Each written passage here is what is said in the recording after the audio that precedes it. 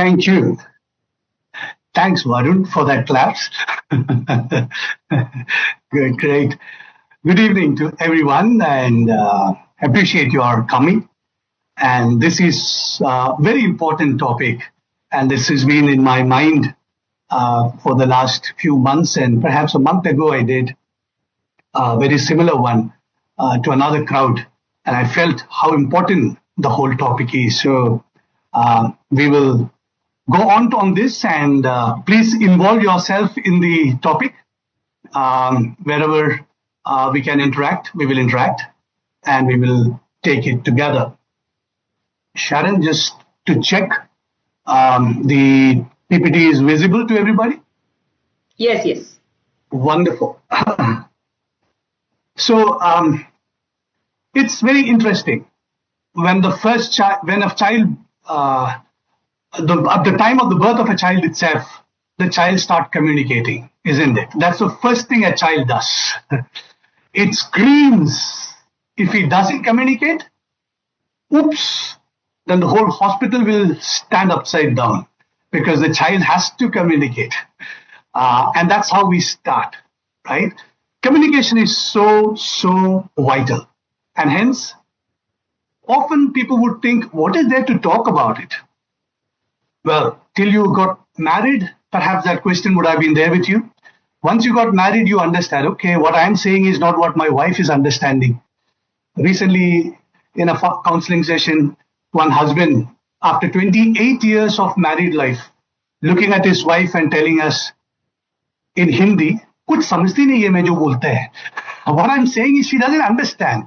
So 28 years, lived in the same room, having a couple of children, and she's not able to understand. It's not a language issue. There is something else and beyond. Hence, this is a very important topic. Let's delve into it. We will run it through a case study. And if you miss the case study, then you will miss the whole thing. So very carefully look at this case study, okay? I'm just reading what they communicated, and then I will get into the topic and into the detail of the case. So here we have Rajesh and Ritu, okay? Names are all fictitious. It's not meant anything. I simply put those names. Okay, so if there are Rajesh and Ritu here, don't get offended, right? It's just a fictitious name that has been put in here. Rajesh is asking, Ritu, is dinner ready? Ritu is answering, I'm not sitting and watching TV here. Do you think my only job is to sit and keep talking behind people the whole day? Rajesh is asking, why are you barking like a dog for no reason? Ritu is answering, I'm not your dog, that's your mother. Well, so can I ask you, what is going on here? From these four dialogues that you have, to and fro, what are you getting out of this? Would you just want to unmute and tell me what do you think going on here? Is it allowed to unmute, Sharon? Yes. If yes. it is, yeah, okay. All right. We can put it in chat also. Or you can put it in the chat. Bad communication. Sorry? Bad communication. Bad communication. Okay, right. Absolutely bad communication. Right answer for the questions are not given. Right answers for the questions are not given. Okay. Communication breakdown. What do you think? Communication breakdown. Communication breakdown. Yes. There is communication breakdown. Massive. Yes. There is no love in communication. There is absolutely no love in communication. Yes. Yeah. Each one wants to prove their point. Oh, yeah. प्रश्न सही है लेकिन पूछने का तरीका गलत है. प्रश्न सही है. The questions are right, but the way it is being asked is not right. Okay. Very interesting. Yeah. Anybody else wanted to say something? Yeah. All right. Now you listen to the case. I'll read the case for you. Okay. Imagine with you. It was 8 p.m., a busy evening at home. Ritu is multitasking from kitchen, cooking on one side and doing laundry in the washing machine. She is also keeping an eye to ensure all the 3 children are taking bath without wasting time. Her husband Rajesh is back from work and is immersed himself watching TV. He had a bad day in office as his boss shouted and called him lazy in front of his teammates for missing the deadline. He has not processed that insult yet and want to somehow forget what has happened. Suddenly Rajesh looked up to the clock and realized it is already 8 p.m. He watched TV way more than the usual time. By now, he should be ironing kids' uniform for tomorrow. Usually, he used to spend a little time with children when they come back from basketball training. Today, he didn't even notice that they have come. He got up, switched off the TV, and about to go and iron the school uniform of children. But wait a minute. It's already 8 p.m. It's time for dinner. In case the dinner is ready, it's better to have it before starting the ironing of clothes. Otherwise, I will have to leave it in between and come. I don't like it. When I start the job, I wanted to complete it. Rajesh is thinking. And also, Ritu, his wife, is very particular that when dinner is ready, everybody should be present at dinner table on time. Because otherwise, if one by one they start dropping in, she will have to keep heating the food again and again.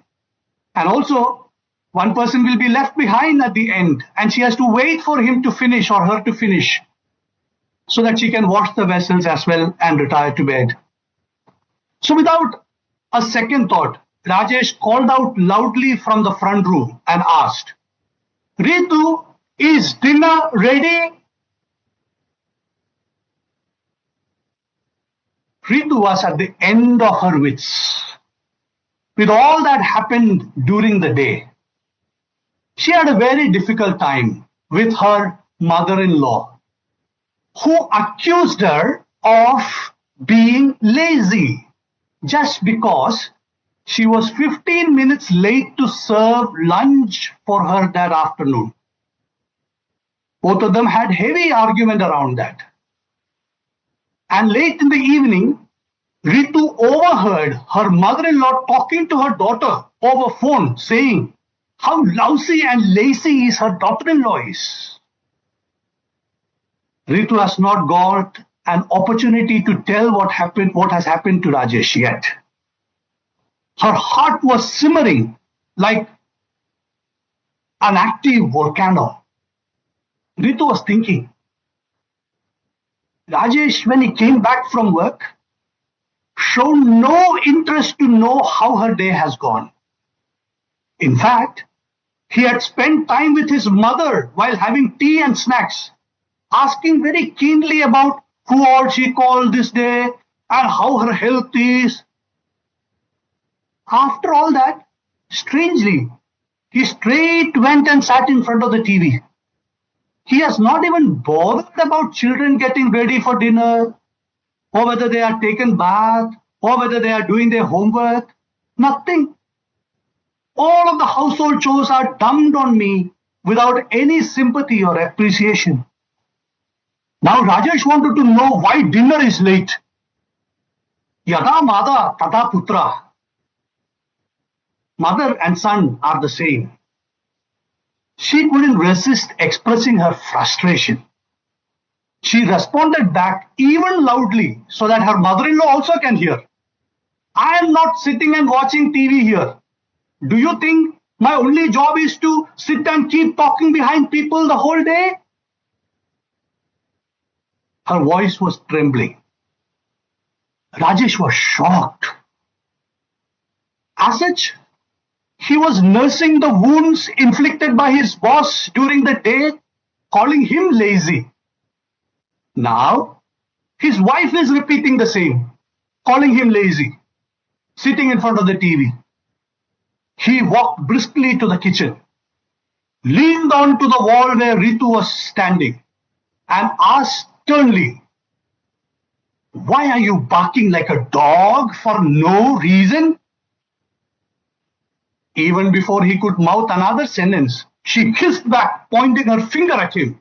"I'm not your dog. Your mother is the dog." Did you get the case? Now your thinking would be a little more different from what you just was talking about and thinking about. Now you got the whole scene, what was happening and why people are talking, what they are talking. If yes, before we analyze the case, I want to take you through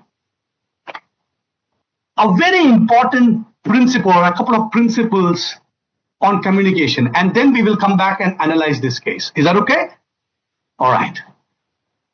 There are a few very important principles that we need to know. One, communication is key in every relationship, any relationship. If you're not learned to communicate, you will mess up that relationship. And if you look at the origin, and I'm unapologetic about telling you one fact right up front, the concepts that we have on this is drawn from Bible, which is the ancient book, the book of God communicated to human beings. It's a communication book. You can see what God wants to communicate to human beings in that book. And it also has the history of first couple on earth. And hence, we can draw a lot of lessons from that. And I would be drawing a whole lot of lessons out of that as well. Interesting it is. And you can just listen in. So the first, God is an open communicator. That's the first point that I wanted to say. In the Bible, a book called Hebrews chapter 1 verse 1, we read, in the past, God spoke, which simply says, God is a communicating God. God is not a God having ears but can't hear, having eyes but can't see, having mouth but can't speak. God is a communicating God. That's what Bible talks about. So God is a communicator. And second basic thing is that God, when he created human beings with the ability to communicate. Two ways of communication. One is to vertical communication to God. He has the ability to communicate to God. And that's why prayer helps us to reach out to God. And man also has the ability to communicate with one another. I will tell you, one of the first communication ever happened on earth. A husband with his wife, the first couple, they are named as Adam and Eve in the Bible. That's the first couple. So Adam, when he saw his wife, we see his communication. He says, I'm quoting from Bible, "This is now bone of my bones and flesh of my flesh. She shall be called woman, for she was taken out of man, out of me." That's the first communication. He's saying, look, she is not a different person. She is part of me, bone of my bones. My bones and her bones are the same. My flesh and her flesh are the same. The same bloods run through both of us. We are not two, we are one.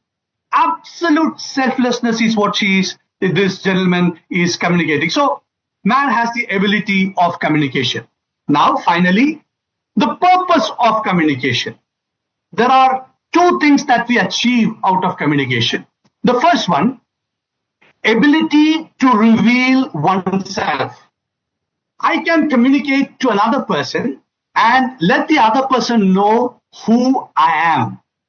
Just the incident, the first dialogue from the first husband, what do you infer?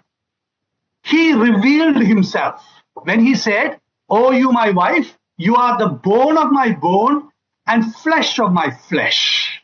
What has he communicated? Can you just unmute and tell me what has he communicated? what he revealed about himself? Quick. Anybody? No wrong answers here. That she's a part of him. And, Yes. She's a part of me. Thank you. She's a part of me. She is not different. I love you in simple words, isn't it? I love you so much that you are me. If it hurts me, if it hurts you, it hurts me.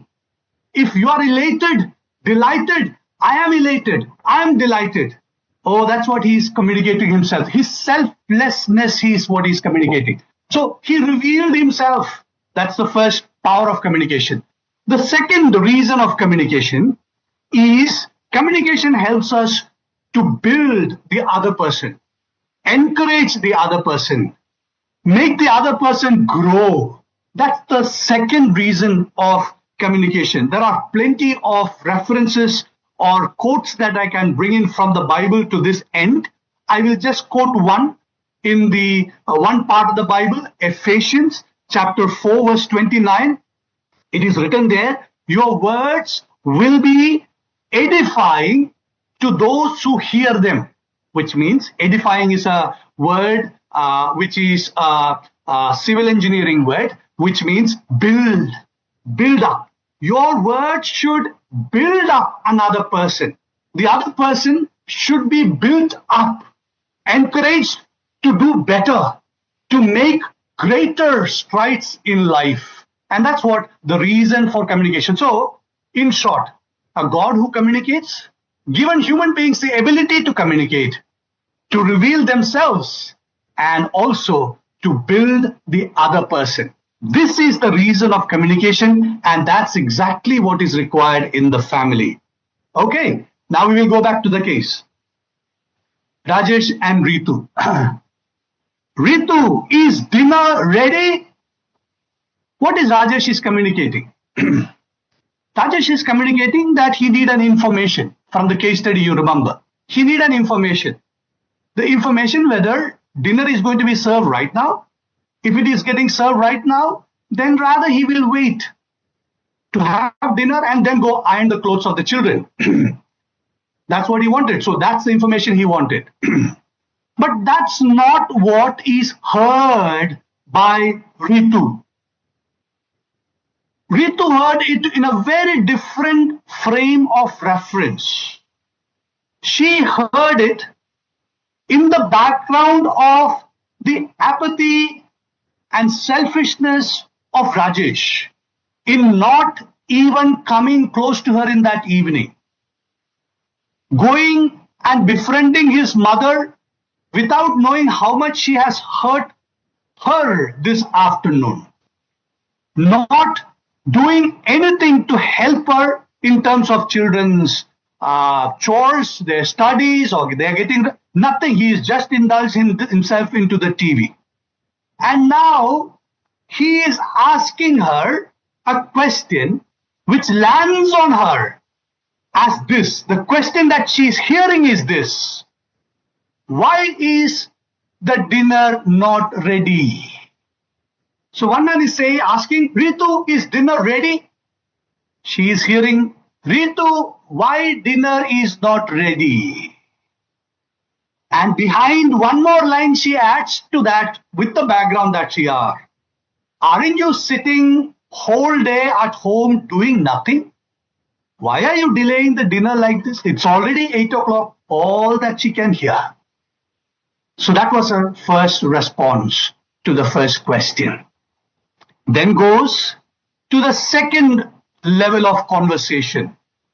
Now, the second level of conversation, Rajesh is taking initiative. Now, what did he hear? He heard something completely different, which has nothing to do with what the frame of reference in which he asked the question. He could pick up something or the other and figured out that she has not understood the question at all. And he was getting irritated because of that, because she has not understood my question. She heard something else. And the way she is talking, shouting at me. Now, he left behind his question. He is now focused on the way she talked, the voice she raised, and the anger behind the voice. And he responds to that voice and the anger of that response.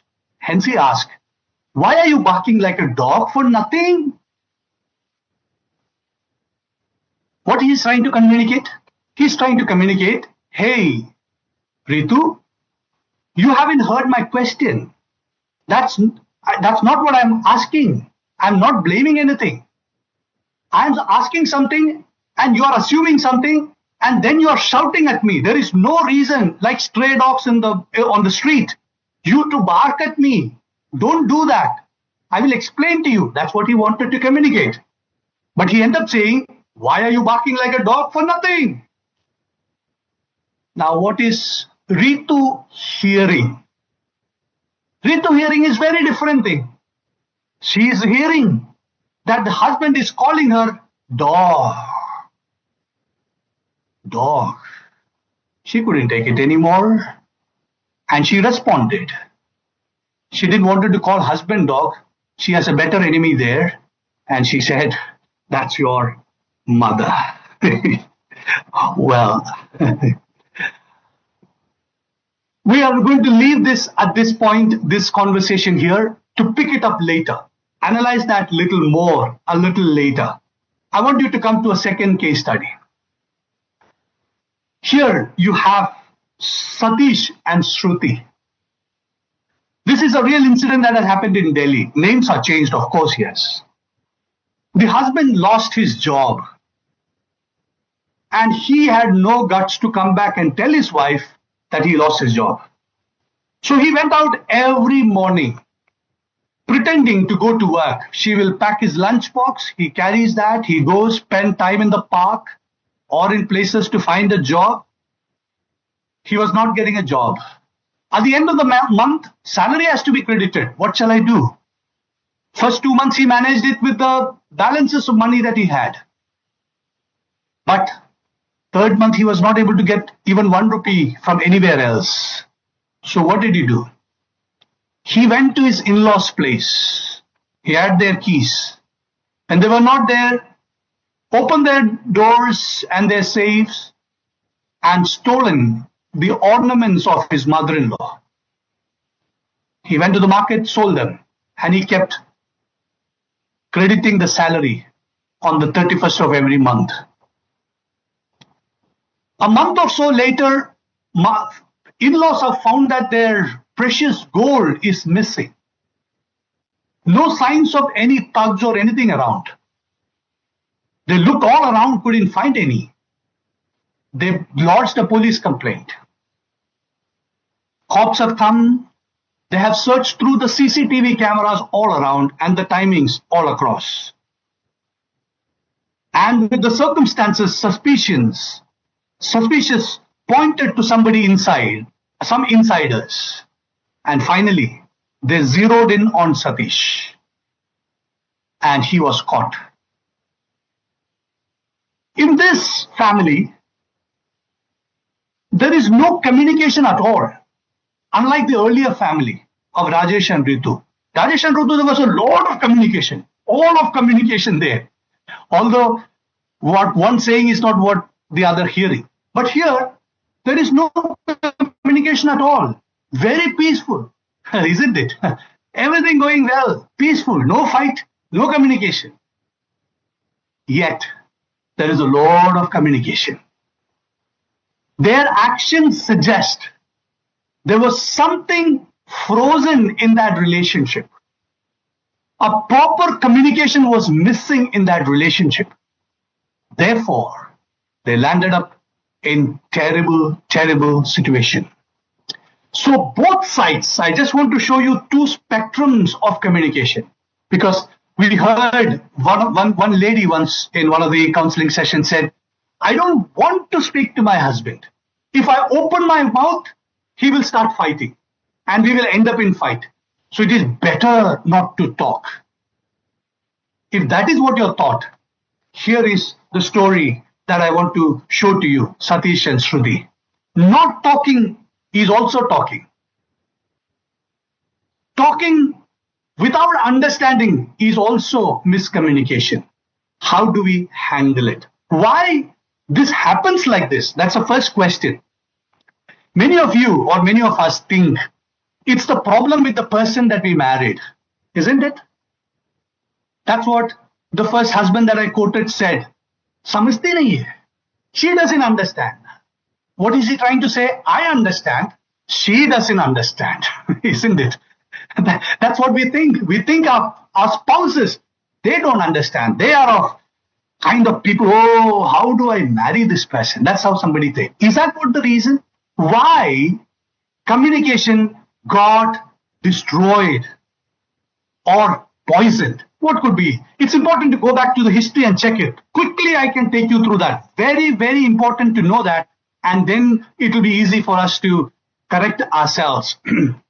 History of correction in communication started right from the first couple itself. In the Bible that you see, it says, sin entered into their home. What is sin? That portion itself tells you what sin is. Sin is nothing but, I'll just explain that for you. Sin is nothing but disregard for the manual of life given to human beings by its creator. When we buy any gadget, we get a user's manual, don't you? And we do good to use that user's manual to live to operate that machine. Then the machine will long last. Same way, God has given a user's manual. But this first couple decided, no, we don't want to live with that manual. That is not right. We don't want to do that. We don't want to go beyond that. We want to have life. We want to explore life beyond that. And that's what is called sin in the Bible. So it's basically disregard to God's user manual for human life. They disregarded. They didn't want God in their life. Simple. Now that sin once entered in their life, what did it do? It impacted human communication. How? See, when I quoted to you the first man's first utterance to his wife, you remember that word? Bone of my bone and flesh of my flesh, that selflessness that man expressed, which was part of their being before sin. Suddenly that got shattered. The poison of selfishness entered into their relationship. And they lost completely the sense of oneness. That's what has happened. God came to their abode, their place of stay, to their garden, and have had a conversation with them after they rejected God. And then the man to whom God asked, what have you done? Why have you done this? And to which the man says very clearly, this is the woman you put here with me, given me this idea to do. It's not I who did it. Hello? A few weeks ago or days ago or months ago, whatever be the time frame, you told to God only, she is bone of my bone and flesh of my flesh. Now what are you saying? She has given me. She is separate from me. She is no more bone of my bone. She is no more flesh of my bone. She is different. Another. They lost the oneness out there. They also lost the selflessness in terms of owning up. You see there, they have started the blame game out there. He said, it's not I who did it. Then who did it? I don't know. You know, the woman who you gave. Hello. What is he saying? It's not only that woman who did it. He's saying that woman, you are the one God put here in this garden and got me married. So who is responsible? Who is responsible? God. It's not my problem. It's not my fault. It's your fault, God. First fault is yours. Second fault is your person, that lady who you put into the garden. I am a victim. Look at the blame game. And then God asked the woman, what did she do? You know what she did? She said, oh, that is not me. It's not me who did it. It is that creature you created in this garden. And that creature tempted me to do this. Hence I did it, Lord. What did she say? Oh, it's not me. I'm innocent. That creature. And who created the creature? Oh, you, God. You created the creature. So who's to be blamed? God has to be blamed. You see the blame game that is happening? Sin entered, and this selfishness lost the complete oneness. They also indulged in absolute blame game with one another. Their communication also got corrupted. They have become self-obsessed and have their own frame of reference. Earlier, both of them had same frame of reference. Bone of my bone, flesh of my flesh. What I think in a situation is what she thinks in a situation. Now they are separated, and both of them have very different frame of references. And you can see they are so self-obsessed. They are trying to escape from the problem. They just wanted to save themselves, and they don't care what happens to the other. Hell with bone and flesh and all those stuff. I want to be saved. I am innocent. I should be justified. And that's what exactly playing out in Rajesh and Ritu's case study as well. It then goes to the next level. When you are not able to escape with yourself, and when your self is attacked, we get angry, isn't it? That's called selfish anger.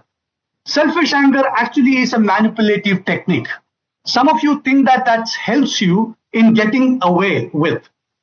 That happens with little children. Little children in a public spot suddenly will start crying and yelling and throwing tantrums to get some sweets or whatever, chocolate or whatever.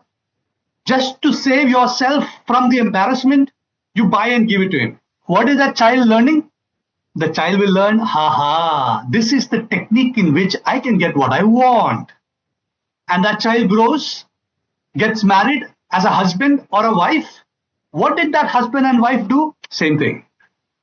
When there is a problem, throw tantrums, hit with a glass, hit your head on the wall, do all that tantrums so that the other person will go quiet and you get your work done. It is nothing but a manipulative technique. All this came after sin. Sharp words so that you can stop the other person.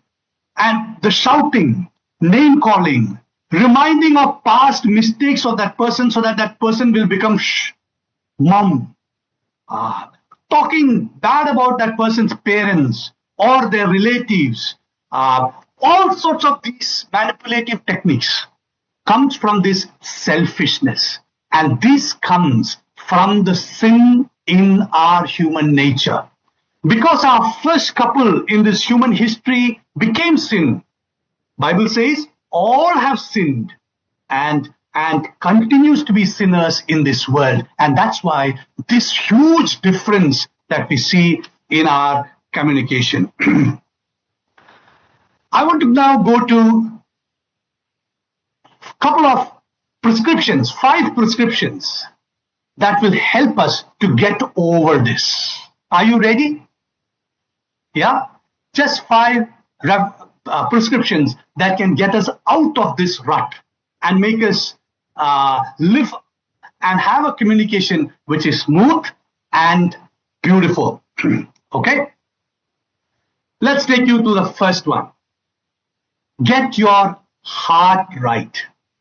So if you want to get your communication right, you need to first get your heart right. Why do I say that? Lord Jesus Christ, when he was on earth, once he said, those things which proceed out of the mouth come forth from the heart, and they defile the man. How true it is, isn't it? What is in your heart is what comes out as words and communication. So if you are a person who is so negative inside, who is so warped in your thinking inside, whatever that you speak also, you can butter it sometime, but reality will come out. when rubber hit the road. So first thing is to get your heart right. How do I get my heart right? I need to get my heart right first by setting my communication or communion right with God. Because that is where the whole thing gone flat, isn't it? That's where it all fallen. The first, as I explained to you in the previous slide, we lost the communication and the communion relationship with God himself because of our sin. And how do we get back and get it right so that our vertical communication gets right? Very briefly, I can tell you from the Bible that God knew this problem and knew that we won't be able to get this right ourselves. So he came to this world as a human being, lived in this world as a human being, communicated with us as human being. I'm talking about history, not mythology. History. You can see that in historical books. You can see that in the Bible as well. And he, to set right with God and human beings, as a human being, took up upon himself all the blames, all the sins of the human sin, died on the cross as a sinner for human being. He replaced us on the cross, died for us. Thus, God's justice over sinners is meted out on Lord Jesus Christ. And then on the third day, he rose again from the dead and he's alive. Now, he has made a way of salvation because he took the punishment on himself for our sins. Now, any human being who wants to get right with God can do that through Lord Jesus Christ. Why? Because he has paid the penalty of your sin and my sin. Nobody else. There is no other name on earth, under heaven, that has ever done this. So he done that. How do I do that? When I confess that, Lord, I am a sinner. Forgive my sins. Come to my heart. I believe that you died for my sins. And you rose again from the dead. You are alive. Through you, I can come to God. I can restore my communication with God. When you make that prayer, accept Lord Jesus Christ as Lord and Savior of your life, you will become a new person. That's what Bible says. If any man be in Christ, he will be a new person. And you will have a new heart. That heart sticks to God. The heart that communicates to God like Abba, Father. Like a father-child relationship just built up onto that. And that heart, when you build, you will be so thankful in your heart that God saved you. And you will be so thankful that God has given you the blessings in this life whatsoever. Your heart will be teachable because you will not think that I am God's gift for the mankind. You will realize that I am just one among them. I am not deserving what I am getting. And hence you are a teachable man. You will become holy in your life. You will shun sin and sinfulness because your God, your Father, is a holy God. That's how your heart gets right with God. Okay? Are you with me? Okay. Then, with that, you can get your communication right with other human beings as well, especially with your spouse and your children. How? Oh, this is how it works. When you have a thankful heart to God for saving you, you will be a thankful person. You will not be a grumpy person all the time. Oh, I don't have that. I don't have that car. Oh, my car is only I-20. That fellow has a Merc now. You don't feel. I'm very grateful. That thankfulness you have. I'm thankful for my wife. Who on earth would have married me? My wife is the one who is putting up with me, isn't it? You will be so, or my husband, whichever way. So you would be a thankful person and your communication will be very, very different. You will think, how can I hurt God's gift for me? You will consider your spouse to be a gift of God for you. And then you would think, how do I hurt my God by hurting my wife, who is a gift of God for me. So my communication with my wife, my husband, change with a thankful heart. When I'm selfless, my heart is selfless because I don't have anything to glory myself. It's not that I saved myself. God saved me. God came down and saved me. So I have nothing to say that in my merit I can achieve. So when I have that selfless understanding of God and me, oh, I would be selfless. I'll be motivated to be selfless to my wife as well or to my children. I'm not self-sufficient in myself. I need help. I need support. I need encouragement. And so I'm dependent on you, my dear. That's how that heart comes and the communication comes. Then there is a transparent heart. There is nothing to cover up. Because when I confess my sin to God, I become transparent with God. I'm not covering up. I'm not saying, oh no, I am a good person. My conscience is saying very good. My conscience, I'm very good. I'm not gone to central prison anywhere. If you're a person like that, self-justifying person, oh, I do all the religious things. I am ticking all the boxes. I pray in the morning. If you're a person who is self-righteous, you can never be a person who is selfless. Only a person who knows their heart and see in front of God's mirror how ugly I am in my heart, in my thoughts, in my feelings, in my attitude. Such a person who confess their sin to God and see God's connection with their lives, such a person will be a selfless person because that person will not act as if he is the monarch at home. He knows how poor he is, how terrible he is in his high, so he respects the other person outside there. That person will be a joyful person also. That heart will be a joyful heart because his vertical relationship with God is set right. All the anxieties will go off. All the guilt will go off. That person will be a very joyful person. So if you wanted to have a right communication, the first prescription is to get your heart right. Okay? I'll go to the second prescription to you.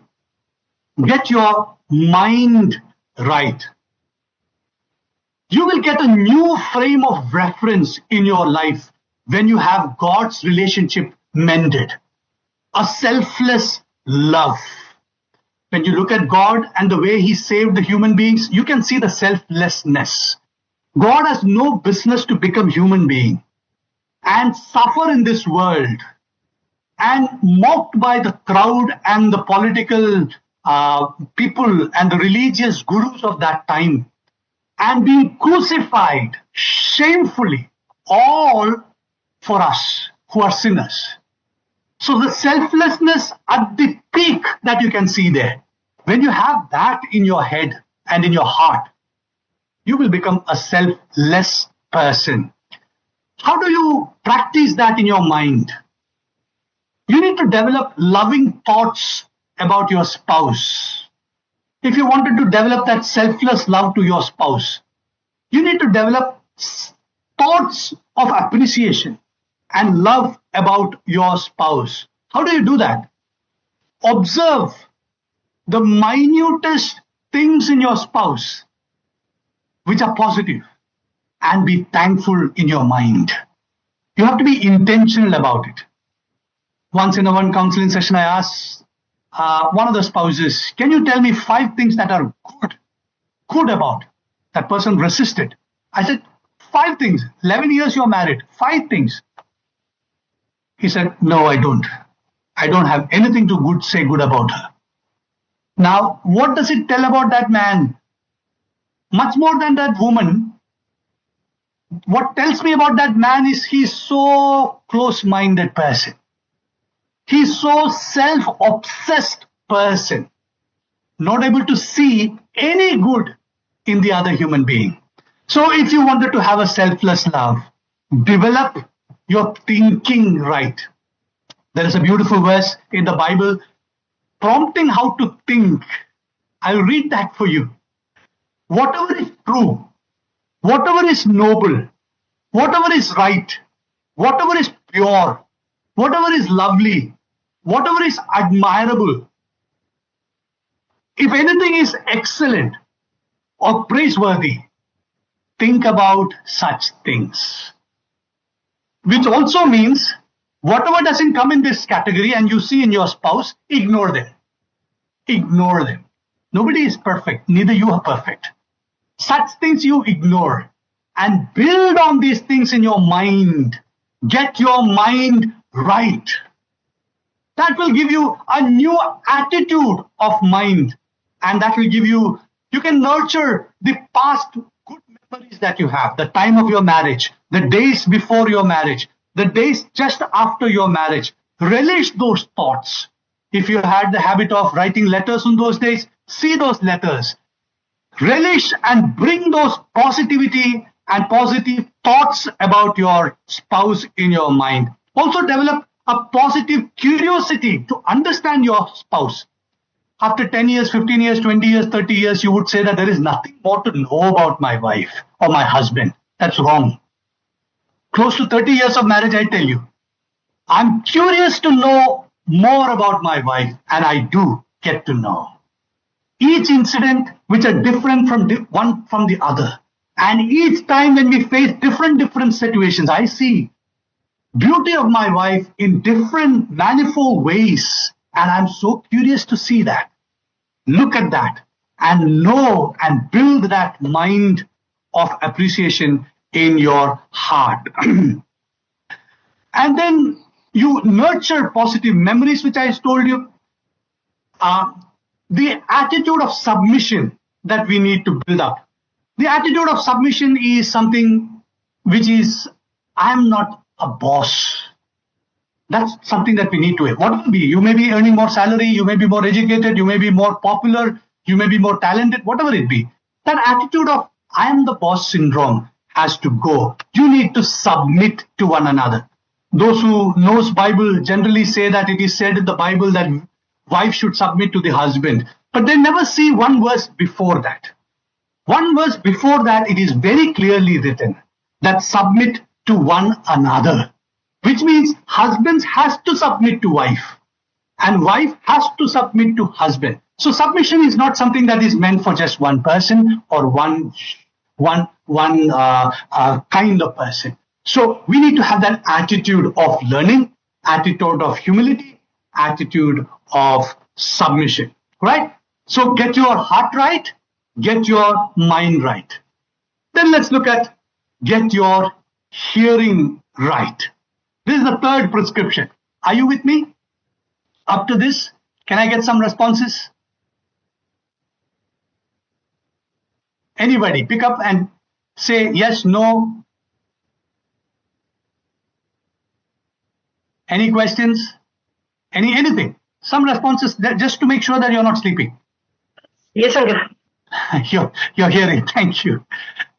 All right. Okay. So let me just take you. Sorry. Yes.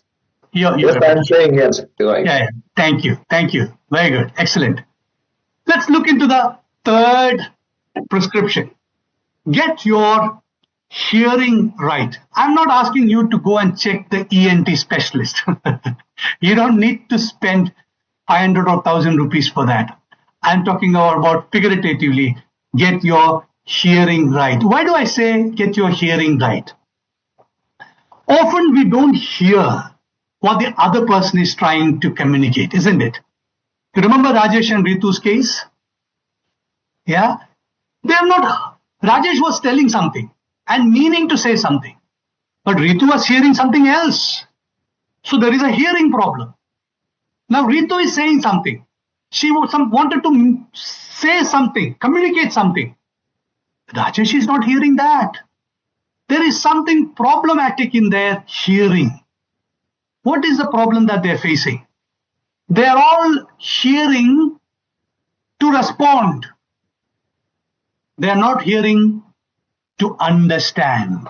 That's a big difference between these two. Most of our hearing is to respond. Sometimes in office also you will hear that, isn't it? Before you even complete your question, answer will come. Why? I'm not hearing to understand. I'm hearing to respond. We all are like that. At home also is like that. It is there. I mean, men, if you ask me, men are classical examples. They are I call them ATMs. ATMs means in my language, it is answer telling machines they are. The wife start anything, immediately they will tell an answer. Even before she completing, answer is ready. They are answer telling machines. They don't listen. My wife sometimes tells me before she start telling anything, she said, look, I'm going to share you something. I don't want any suggestions. I just want you to listen. Oh, then I have a tease. Okay. I just need to listen, empathize with her, feel what she's feeling. That's a good fun. But that's listening to understand. The other one is listening to respond. Women are not bad in this. I call them Google search engines. Before the husband completes a line, men are generally slow in talk. And before the man completes line, she will choice 1, choice B, choice 3, choice 4. She will give all the Google research search engine out there. Don't be like that. Don't respond. Don't listen to respond. Listen to understand. Understanding the frame of reference from which what they are trying to say and understand what they are trying to say. Understanding, perceiving the issue from the shoes of the other person. That's what understanding is all about. How do you do that? See, in the example of Rajesh and Ritu also, we can very clearly see that Ritu is dinner ready. That's the question. We see she is getting angry at what she has heard and she is shouting back. So that's what path she took in the whole thing. Instead, she could have taken a path of understanding. Why did I ask this question? If she had made peace to herself, okay, whatever is happened during the day. Benefit of doubt is given to my husband. Maybe he has some stress. That's why he's sitting in front of the TV. And he's not the normal self today. Generally used to play with the children and all. Today he's sitting, so something is gone wrong perhaps. Let me park my wounds for the time being. If she has made thought process and got her frame of reference to neutral, the moment he asked that question, she could have tried to get into his shoes and think he's asking, Ritu, is the dinner ready? Even if she didn't understand that he wanted to decide whether to iron the cloth now or later, she could take her own guess. Maybe he's hungry. She can simply ask back, oh, sorry, you're hungry? Things would have been a very different conversation out there. You see what I'm trying to say? Perceiving the issue from the other person's shoe is very, very important. They both are in their different frame of references, and whatever they talk, it's going to be Greek and Latin. It'll never going to match because they are coming from two different perspectives, two different frames of references. If you listen to understand, you will set aside your frame of reference. And you wanted to get into that person's shoes and understand what is the frame of reference from which that communication is coming. That's how you get to the other person's shoes or get to understand, get to listen to understand. Now, to listen to understand, you need essentially a few attitude changes in life. One should be sensitive and respectful to their person whom you're talking to. When it comes to your spouse, you should be sensitive. You should not be like a butcher, ready to cut. Sensitive. To be respectful, always, not when you're happy. Always, even at the worst of worst provocation as you think from your frame of reference. Be respectful. I love this Punjabi culture. I'm not against any other culture. I know few Punjabis where they always talk with a respectful language of aap. When I told this to one Punjabi family, they said, no, we are also rough. I don't know. All that I hear is touching the feet of the other person and talking aap even to a small child, they call it aap. I love that. That's all that I know, hence I refer. What I'm trying to say and pull out from there is, be respectful. If you wanted to get to hear the other person, you need to be respectful and sensitive. Only then the other person will be willing to let you know what she or he is meaning to tell, because that is the only frame of reference in which there is no fear in the family atmosphere. If you are a person like a guy who is sitting and roaring, and a tyrant out there who is ready to pounce, getting anger at your nose, and getting irritated all the time, nobody in the right mind will ever wanted to reveal what she or he is thinking. Rather better to ignore that person to her life. That's what they will think. If you really wanted to know the other person, if you really want to hear to understand the other person, you need to create an atmosphere of sensitivity, respectfulness in that home, a place of love, and then only you will ever able to hear the other person really and be able to understand. You need to be patient. She need to be patient. Ritu need to be patient to know what Rajesh reference point is. Rajesh need to be patient to know what was Ritu's reference point, to just have that outburst. There is something really there. If I hear it, I will stop press immediately. I know something there. I will have to go there. I need to find it. I need patience. And you go there and you go to your wife and ask, what happened? Tell me, wives, what will be the answer? There is a universal word that comes out from the wife at that kind of a mood. Everywhere. Tell me, please. What is that word? Nothing. Nothing. Yes. You will hear that 100 times. Nothing. And if she's very upset, the nothing will become 32 phone red color kind of a nothing. Nothing. Then you know there is something. You don't get irritated then. You sit there. You talk to that person. You understand. You hug her. You just be there. And if she in her anger says, please leave me alone, I don't want to talk. Only a stupid will take the chavi of the car and go out to the park because she said, leave me alone. Only a stupid will do that. If you're a wise person, you will sit there tight. Why? Because she's saying, leave me alone. But what she's trying to tell me, please don't leave me alone. I am hurt. Hold me tight. I am upset. My heart is crying. I'm wounded. Hold me, hug me, be with me. That required patience. The other day I was listening to an old interview of Donald Trump and Melania. I hope I will not get sued for this, but this is there in the internet. So the interviewer asking him, how do you work in your marriage? How do you work in your marriage? This is before even they had a child. He said, I don't work in my marriage and all. I work very hard in my office. After working hard in the office, I can't come back home and work again. That doesn't work with me. It doesn't work with me.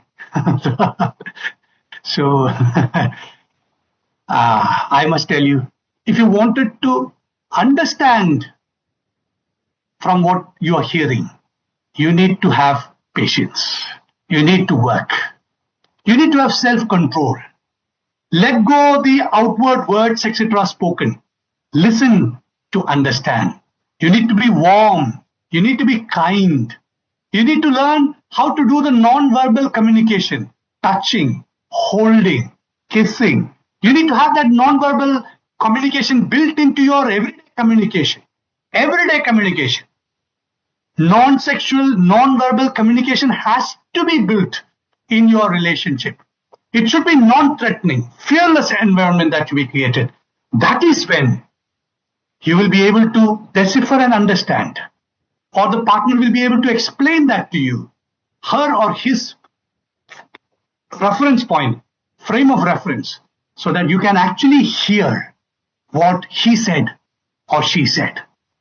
Ritu never heard what Rajesh said. Rajesh never heard what Ritu said. In your family also, you must be facing that. This is another secret. The third one, get your hearing right. Get your heart right. Get your mind right. Get your hearing right. Let me quickly come to the second last one. Get your first response right. In any conflict, your first response determines the destiny of that conversation. First response. If I may quote a couple of verses from the Bible, a gentle answer turns away wrath, but a harsh word stirs up anger. First response. Fools give full vent to their rage, I'm quoting, but the wise bring calm in the end. First response. Another quote, let your conversation be always full of grace, seasoned with salt, so that you may know how to answer everyone. Let me just analyze the case study of Rajesh and Ritu with you. What should have been the ideal first response of Ritu? Just think through, just imagine. Instead of she saying what she said, I'm not sitting and watching TV here. Do you think my only job is to sit and keep talking behind people the whole day? Instead of that, if she had got her mind calmed down, her heart calmed down in relationship with God, saying, God sees my heart. I didn't intend to delay the lunch for my mother-in-law. It so happened because of some circumstances. I don't deserve what she said. God knows He is the just God. Let me calm down. I see the apathy of my husband right now. He is not able to see the trouble that I am going through. He has not spent time with me. He has not looked after the children today. But that's not how he is. He has been doing many a times good things. Bring that repository of thoughts and minds into his mind, to her mind. And if she has calmed her down at that point of time, when she heard, Ritu, is dinner ready? She could have responded back, her first response, honey, it's almost ready. Just getting this curry heated in the oven. Can you please see if children are ready? We can have dinner in next 5 minutes. If she said that, oh, the peace would have prevailed in that home, isn't it? Suddenly Rajesh will be getting into the job which he was not doing, looking after the children. Rajesh also got an answer indirectly, without even Ritu knowing, that ironing clothes can happen after dinner because in 5 minutes dinner is coming. Ritu has completely quenched the tensed, unneeded stress in that family in that night.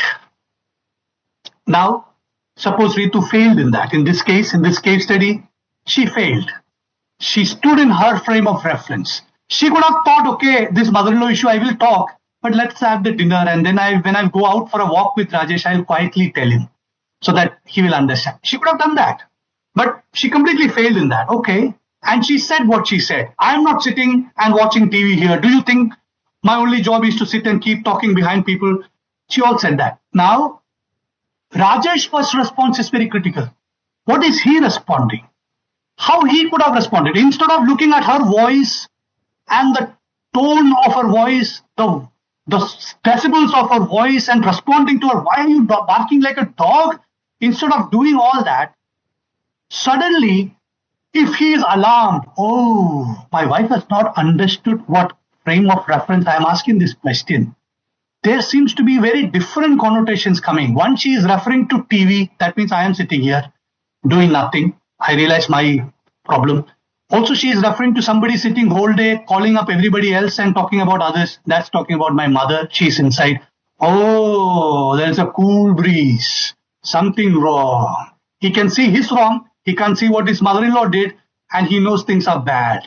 She is looking bad. And she also understood that as if I am asking her why dinner is ready. Not ready. That's what she is getting the frame of reference. What he should do? Oh, he should not answer at all. He immediately go to the kitchen, walk gently to her, stay there for a few seconds for her to calm down.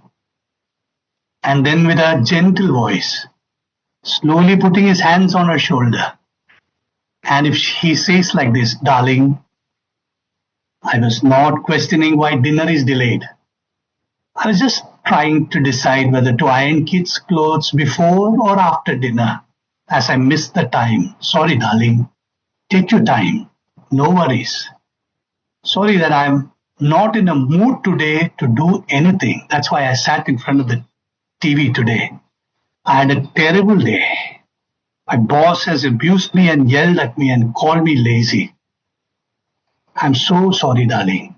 I was not in a mood. I couldn't even tell that to you. And pause for a few minutes and just say a word. I guess you had a hard day. I think Mama would have given you a hard time. We'll talk about it when we go out of walk. When we go out to walk. Sorry, darling. Tell me what should be done. Shall I just cut this onion for you? And start cutting the onion. Things would have been very different that evening in that house and with that relationship completely. Get your first response right. So this is the fourth one that I want to tell you. Whenever you are responding, get your first response right and avert a collusion. And finally, get your timing right. Conversations has timings. Each one of them has to be explained, but we don't have time. I'll close with this. Create a habit of a regular talking time. Then you will be able to match the frame of reference for one another. Between me and my wife, we create multiple talking times during the day. Morning one, lunchtime I converse with her, and the evening, and then the bedtime. So that our frame of references gets matched, because each time that can get matched largely. Create that and make that as a priority in your calendar. Habit of regular talking time so that you know the frame of reference of your spouse. There could be somebody who is a night person, somebody who is a morning person. If it is a night person, that person will sit up to 11 o'clock and have a conversation. But a morning person will sleep at 10 o'clock, can't have a meaningful conversation after 10 o'clock. So you need to understand that and get your timing right. There could be a stress mood or a happy mood. Get your timing right, what to talk at what time. If you wanted to handle a very difficult problem, don't handle it when it is a stress mood. Handle that in a happy mood. Hungry state and well-eaten state. When you're very hungry, don't talk about salary hike and stuff like that. Calm down. Talk subjects which are easy. You need to understand that timing right on that. If I may quote from the Bible a few verses, a person finds joy in giving an apt reply, and how good is a timely word. A timely word. That's amazing. Like apples of gold in settings of silver is a ruling rightly given. Right word at the right time is amazing. And that's how one should be. Get your timing right. Get your heart right. Get your mind right. Get your hearing right. Get your first response right. Get your timing right. Let me close with a quote from Bernard Shaw. The single biggest problem in communication is the illusion that it has taken place when it is not taken place. Thank you very much. Over to you, Sharon. Thank you so much, Mr. Varghese Chacko, for the wonderful session. Very important topic, and the practical aspects that you covered. It definitely was beneficial to all of us. Now we have few minutes for Q&A, question and answer time. If any of you have any questions relating to this topic, you may send it to me in chat. At the outset, I have a couple of questions I will ask. My husband is a very quiet person, an introvert who doesn't prefer much talking. But me being very talkative, I always want to talk, but I feel ignored and hurt. What can I do about this? Very, very good question. Very good question. So, let's define an introvert. Introvert doesn't mean a person who doesn't talk. A person who doesn't talk is not an introvert. Introvert is a person who uses less words to talk. Okay, and that person's energy gets exhausted with too many words. So that person talks with few words and express that person. So it's not a person who doesn't want to talk. That's number one. Extrovert is a person not communicating too many things. Sometimes the same thing, extrovert takes too many words to complete. Extrovert bring in the background, what happened to the other related items, and makes that looks the entire things brings down to be told. So the first thing that I wanted to say, an introvert marrying an extrovert is not a bad deal. It's a good thing. Why? First of all, when children comes to family, they need words and word pictures to perceive realities of life. They can't read, they can't write, they can't understand anything else. Words helps them. So if you have a person at home who can talk a lot, is a person who can also communicate to the children drawing the word pictures. And the child will be blessed with that because he'll be able to see that pictures. That's why generally we call about bedtime stories, etc. So that's a good thing. Introvert also communicate. Introvert communicates very powerfully. Use few words, but communicates. Does introverts hate extroverts? Not really. Just that extroverts get irritated because introvert is not using as much as words and expressions and enthusiasm as much as an extrovert is putting into the marriage. So the extrovert is thinking that introvert is not working in the marriage. Introvert is not interested in the marriage. Introvert is not happy with me talking. Introvert is not at all interested in what I am talking. That's how the extrovert feels. Now, how do we handle it? Now, I come to these 5 principles which I told you. Keep that in mind. If both extrovert and introvert can apply these 5 things in life, your communication will change. Extrovert will want to know the frame of reference of the introvert husband. What is he thinking on a particular subject? Extrovert has the temptation of continuously talking and not able to listen to the introvert because introvert is not going to jump and tell you. He need time. He will wait. If there is no opportunity to talk, he will let go. So extrovert has to learn to listen and listen to hear what that person's frame of reference is. So extrovert has to develop patience. Extrovert has to develop that need to know what the frame of reference of that introvert is, rather than being happy of bol diya. All that I wanted to do, I've told. No. So extrovert has to be careful in understanding the other person. Introvert should learn to speak. They should not be comfortable in their shell of themselves. Then it will become selfish. Go back to that 5 process which I told you. In that process, it's very clear that introvert has to come out of selfishness of keeping everything inside, like a tortoise inside. No, then you are not willing to listen to the other person nor willing to reveal yourself. As I told you, communication is so critical for relationship. It is a relationship with God as well as relationship with one another. Without which relationships will completely collapse. So introvert should know that and hence put efforts to talk. Talk in your pace, talk slowly, talk with little words. That's okay. That's perfectly all right. But you don't need to be gloomy, upset, long face all the time. You can be smiling, you can be happy, and you can talk, respond, understand, and reveal yourself. 5 reference points which I told you, that will help. Sharon? Another question regarding communicating financial matters. How to get along with a husband who never communicates about finances?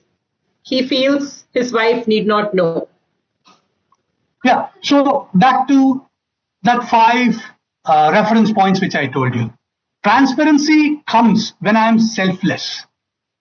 Transparency comes when I know my spouse is my partner.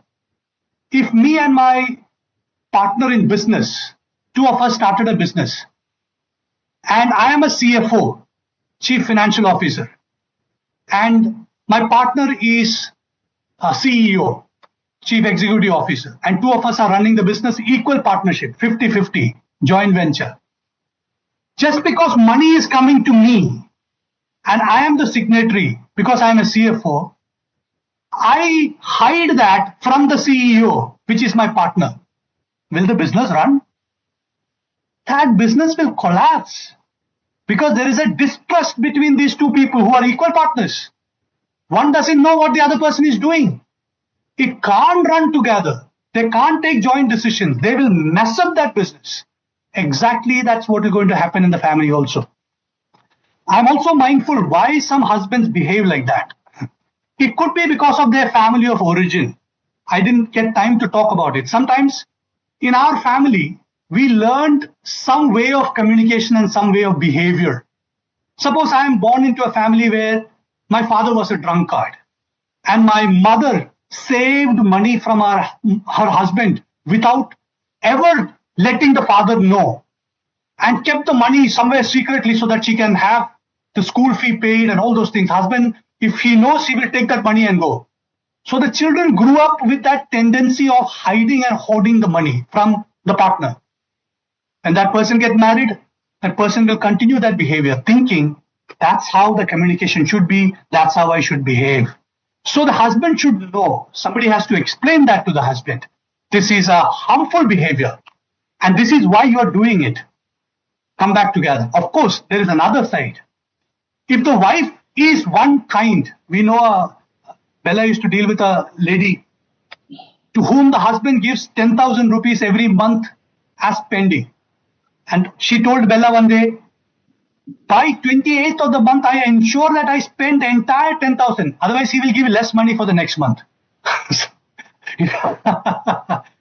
If you have a habit of spending like this, and the husband is a person who wanted to safeguard for the future, then the wife also has to learn that spendthrift nature is not a good nature. So you both have to come back together and learn that lesson of financial management and then bring their purse together and do according to your vision. Oh dear. Another question. My husband is a mother's son. He communicates all things with her and rarely sits to talk with me. How can I handle this situation? All men are mother's sons. Isn't it? This is a common problem. Well, now husband should know. See, it's also with our, I always felt maybe our culture also is adding to it, although it is a universal problem. Even in Western culture, you have these mother-in-law issues. But in our culture, it is a little too much, basically because we also have this concept of mother as God. So we think, Ma ke bina kya karu? I mean, we have that aura around us.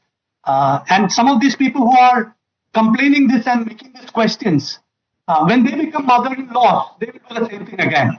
What is the problem? The problem is not understanding that each family unit is different. And that family unit has their own independence. You're not throwing away your father or mother. You are having a relationship with your spouse which is above the relationship of your parents. Parents is a relationship, but you get another relationship with above that. You can never be as close to your parents as close as you can be your spouse. You never. Just physical relationship itself. That's the highest and the ultimate level of relationship and the closeness, isn't it? That's only with your spouse. So that's the superimposed relationship that you have. You should respect your parents. You should honor your parents. All that is there. But don't make that relationship above your spouse relationship. That's what Bible says. Right in the first book itself. It's very clearly given to the first couple. And that first couple, they didn't have parents. They never had the in-law problem. Still you have God writing it down for human beings as a manual of life, family life. That leave your father and mother and cleave to your wife. Unless you obey that, you are in trouble. I am hasting to add, it doesn't mean don't honor your parents. In fact, when I got married, I got 4 parents, 2 fathers and 2 mothers. Anything that happens to all these 4 people is my responsibility. That's how we take it. That's how I treat it. And that's how it should be. But my wife's relationship is not anyway rivaling with them. It is far above and far intimate. And that's how God has designed it. We will have just one more question and close. Being in a joint family and with busy schedules, can you suggest practical ways by which we can have regular talking time? Very good question, and it is so relevant in Bombay. Because here, in a pigeonhole, we have joint families. On a 360 square feet house, we have 7 people, 8 people living. And I was interviewing somebody the other day, and he was saying that his wife, his brother, his wife, his father, and his mother are living in one of those places in a single bedroom family. I said, how does it work then for you? I mean, I was curious. And suddenly, from interview, I went to personal. so he said, yeah, I mean, we share the room. That's what works. So that's intense. In a setting of that kind, how do you get your intimacy with your wife? See, first you need to prioritize talking time with your wife, your husband. That should be prioritized. If you walk out of my room, there are some parks around this place. You will see many of these families, young couples, coming out after dinner and sitting in one corner and just talking, chatting. I love that sight. Perhaps they have a home where parents are there, brother and families are there, others are there, but they're just there. You will see scores of people walking hand in hand, talking and chatting and reviewing the day. If you prioritize that, it will help you. What happens is that I don't prioritize. I prioritize self.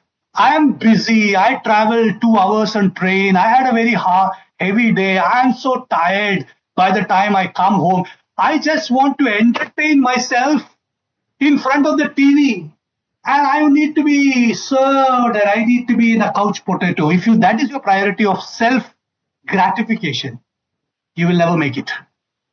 If you think your family life is more important for you, that will give you more enrichment. Actually speaking, that will give you more enrichment and more satisfaction. If that is what you prioritize, and if you prioritize, you will be able to make it. And those who are living with you in the joint family, make it clear to them as well. My spouse is my priority. Come what may. Don't put your hands and legs into it. I will not allow that. Yeah? God bless you. Just one more question. More question. Yeah. Should there be any privacy between the husband and the wife? Your question would be, is there a space between husband and wife? Can it be a little non-transparent? Is that the question? Yeah, I think so. Yeah. Okay. Yeah. So I heard this question recently. I was in Delhi in a Delhi family conference. A couple came to me, a very lovely couple, young couple. And the husband said, in front of his wife, he said, see, I don't tell her all things. I hide few things. That's for her good. That's why, is that okay? The second case study that I have dealt today, where the husband didn't tell anything to his wife. See, there could be very reasons for that. One reason could be that his wife is a kind which will go freak out, get stressed and heart palpitation, and anything you say, she just go freak out. In that case, you are frightened to tell. And that could be one reason. So the wife has to learn to hold on to that so that the husband will be able to share things. Other could be the self dependence. I can handle it. My wife need not to know it. I know finance better. Why she has to know about it? That could be other one. Third could be my wife is something who keep talking to everybody. If I say something, she will tell to her uncle, her mother, father, everywhere. So I wouldn't tell at all. So it's better not to talk to her. Or it could be self-reliant. I can handle it myself. Why should I go and get anybody's help? I am self-reliant. All these are wrong ideas. One should have transparency. I'm not saying that what happened before your marriage, you need to be telling everything up there and make a mess out of that. That's not what I'm saying. Whatever that has happened before your marriage, just bury it and come to marriage together. But from the day of your marriage, be transparent. You should know what to tell when, but be transparent. And transparency is very critical for trust. And when there is trust, the beauty of marriage is something different. That level of beauty of love and trust, you know what? I know, even at the worst of worst times, with everybody leaving me, I will have one person backing me in this world. That's Bella. I know that. And that comes out of transparency and trust.